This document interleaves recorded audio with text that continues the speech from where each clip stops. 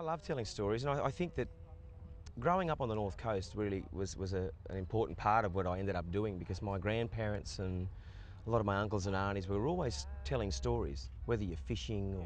Because we grew up in the Clarence River, so we spent a lot of time fishing and hanging out there and camping a lot at the beach.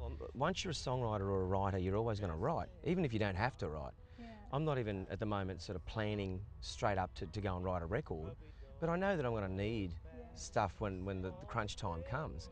You're the ultimate storyteller. What's your story? Well, my story, I suppose, comes from a kid that had a really diverse background. Like my dad arrived out here from Malta when he was 8 off a boat in Sydney. My mum's an indigenous woman from Bundjalung, all this area here, from Grafton. They met working at this little lolly factory in Sydney. My dad would see how upset I was, but the guitar would come out and he'd start playing out a harmonica and he'd just strum away on some chords and just put my mind at ease about where I was, and as you would with a kid. And I was probably only about 7 or 8 then. And I think that's where the whole story starts.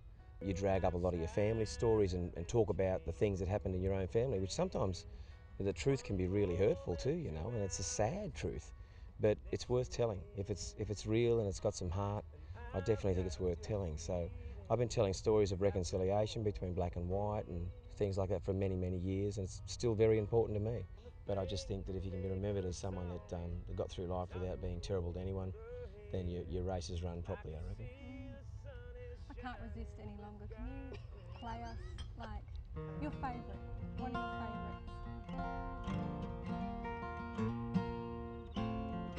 All right. What's your favourite?